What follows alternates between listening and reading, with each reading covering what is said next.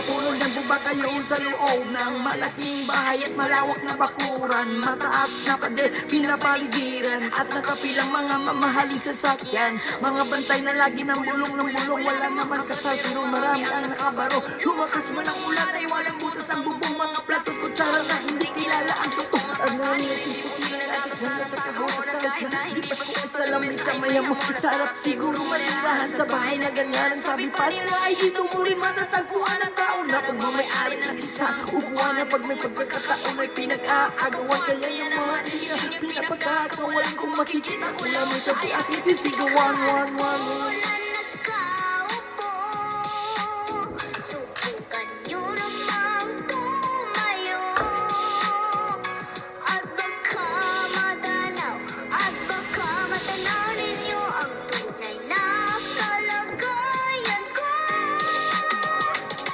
Mawalang gaan na po sa taong nakaupo. Alam nyo ba kung taka ng bigas namin ay di puno? Ang dinding ng bahay namin ay pinagtabi-tabi ni Ero sa gabi. Sobrang init, tumutunaw ng yelo na di kayang hihilo pang lagay sa inyong nakulong tubig sa lawang matangong uli. Gamit lang itong pagkakain lamang tayo pero na nagsisilip-kusina sa umangay aming baryo. Aking inay may kaya manay sa kadiro na gagagamit ng pag-angit ama. Sumuldo, pero kulang na Ulang na tuwing kasi ang 50 pesos sa maghaping pagkakasyahin. Di ko alam kung talagang maraming harang kung mataas at ang bakal ko nagbulag-bulagan ng patuloy kayo. Kahit sa dami ng pera nyo, walang doktor na makapagpapagaling ng pera nyo. Ay, huwag kang masyadong halata.